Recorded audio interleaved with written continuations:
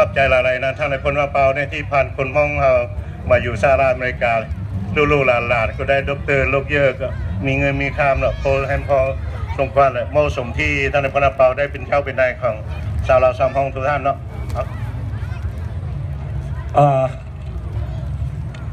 บ่ได้บ่หัวน้ำมูน้ำไหมเด้อพี่น้องเอ้ย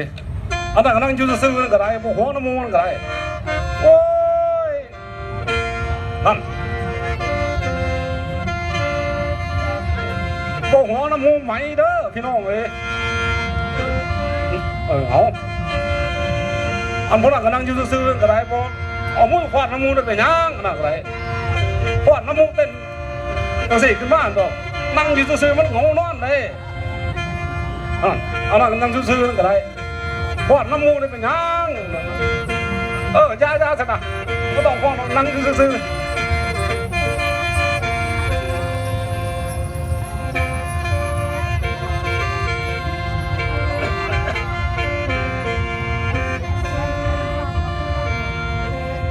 โอ้ยโอ้ยฟ้าฟ้า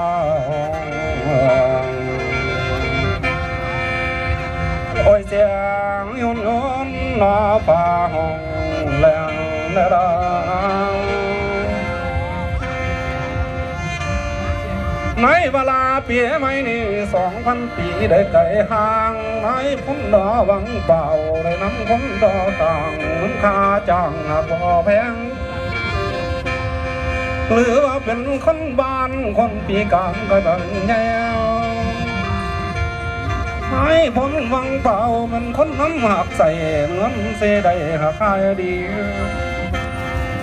อันว่าผลคนเยอะไปสิดีคือย่างบุญบ่ขาดสิได้เงินใส่กับแต่ดนป้ากันดงจึงตึงเสียงฟ้าล้นน้าแดงไก่สาฟังมาลำไปสิส่งไปน้าไก่บ้านปาดว่าลำไปทั้งข้างไม่ผมก็ไปแย่สิ่งเดิมตีไปกลางน้องที่จังมันเดือนนั้นบ่เหลือเสียงกาดังตึงตึงเสียงกาลังน้าแดงไก่น้อพี่น้องพศ2575นั้นข้าจังหักไรนี้ว่าสาธุเด้อ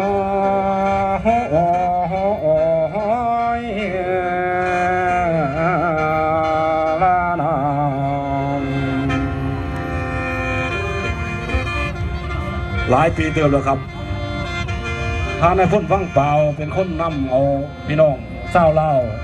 เศร้ามงทุกท่านที่มาถึงอเมริกาวันนี้ครับถือเพิ่นหนีจากเข้าไปแล้วหลายปีเติมแล้วพี่น้องเลยให้พี่น้องนับถือบุญคุณของเพิ่นที่นำผ้าพี่น้องเศร้ามงเศร้าเล่าทุกท่านที่ให้ความ